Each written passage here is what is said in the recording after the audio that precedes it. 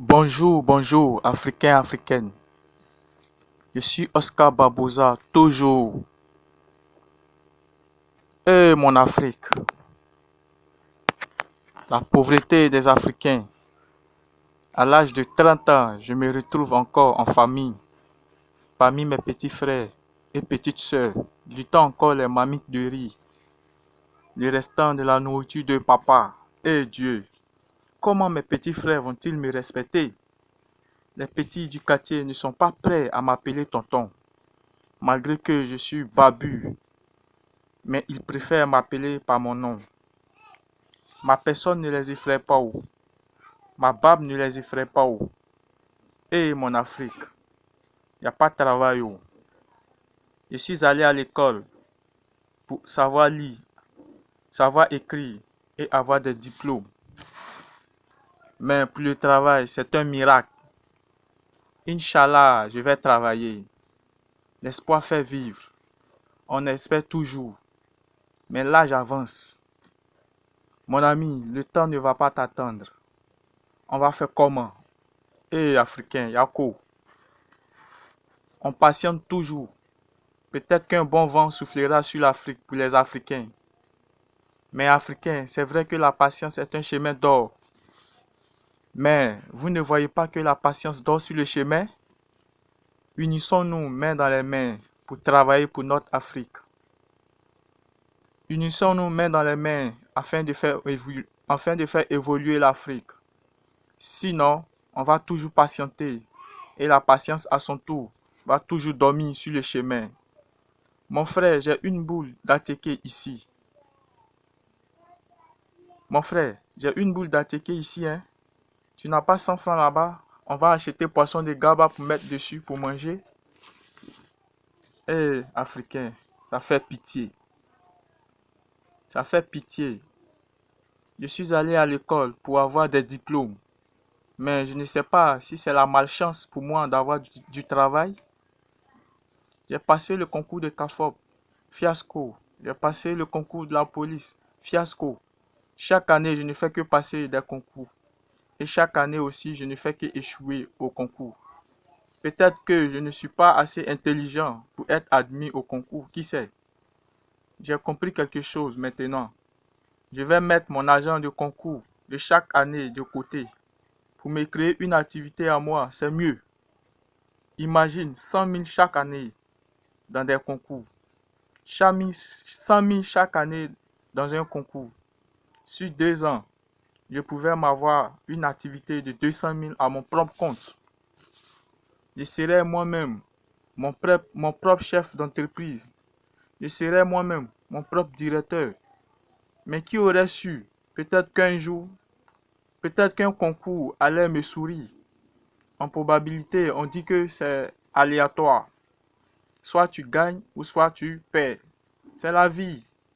La vie est faite d'échecs et de réussites. C'est comme ça dans la vie. Il y a des hauts et des bas. Mais j'ai constaté qu'en Afrique, il y a trop de bas et plus ou moins de hauts. Ce qui n'est pas normal. Normalement, en Afrique, il devait avoir que des hauts et un tout petit peu de fainéants de bas. Mais c'est le contraire. Il y a plus de courageux qui sont bas et moins de fainéants qui sont hauts. Et la vie, et l'Afrique, et les Africains. Quand tu vis, faut t'attendre à tout. Donc je ne suis pas surpris de voir certaines choses.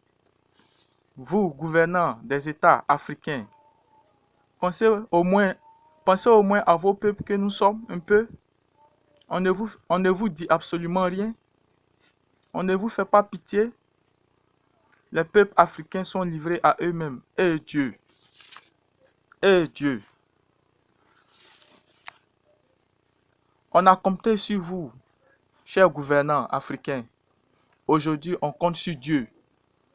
Quand c'est les élections, vous avez la bouche sucrée comme le sucre de féqué pour nous flatter. Mais quand vous êtes assis, vos bouches deviennent amères, vos visages serrés, comme quelqu'un qui a bu du jus de citron. Vous avez raison. C'est nous le peuple qui avons tort. Merci beaucoup à vous. On vous regarde. on se regarde. Un jour viendra où les choses changeront. Un jour viendra où les choses changeront. C'est vous les gouvernants de l'Afrique qui allez voter pour votre peuple. Un jour viendra où les gouvernants africains voteront pour leur peuple. C'est à tour de rôle. Chacun a son tour chez le coiffeur. Ayez un peu de sentiment pour votre peuple. Des gens qui meurent de faim, ça ne vous fait pas pitié? Moi, j'aurais voulu que chaque État africain instaure dans son pays une cantine nationale décentralisée dans chaque ville où les plus démunis iront consommer gratuitement la nourriture de chez eux. Ne serait-ce qu'une seule fois par jour. Parce que, je vous le dis, en Afrique, il y a des gens qui font des jours sans manger. Raison pour laquelle le taux de mortalité de faim est élevé. Et ce qui crée souvent assez de délinquants dans les villes, assez de microbes, plusieurs mauvaises choses dans les sociétés.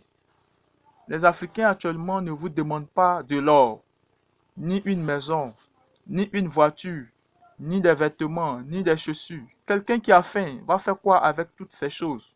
Même si vous lui donnez toutes ces choses de valeur, il ira les vendre pour s'acheter de quoi manger parce qu'il a faim. Ils ont juste besoin d'un peu de nourriture. Pour l'instant, c'est tout. Ils ont faim. Donnez à manger à votre peuple. Si vous ne pouvez pas leur donner de l'emploi, donnez-leur au moins de la nourriture. Occupez-vous de votre peuple, gouvernants africains, s'il vous plaît. Trichez un peu l'Occident. Trichez un peu l'Occident. Trichez un peu l'Occident. Le peuple compte sur vous et vous foutez la merde. Le peuple compte sur vous. Chers gouvernants africains, le peuple compte sur vous et vous foutez la merde. Même si vous avez signé le pacte avec le diable, ce qui vous revient là, ce qui est pour vous là, prenez cela pour vous occuper de votre peuple, ou bien, on ne vous a pas envoyé d'aller signer de pacte avec le diable. Nous vous avons seulement voté pour vous occuper de nous, c'est tout. Alors, vous êtes sans cœur. Nous mourons de faim chaque jour à cause de vous. Continuez de nous maltraiter, c'est pas grave. Dieu est grand. On va toujours mourir de faim, c'est pas grave. C'est Dieu qui est fort. Africains, africaines, ça va aller. Tenons-nous les coudes, ça va aller. Merci, c'était Oscar Barbosa.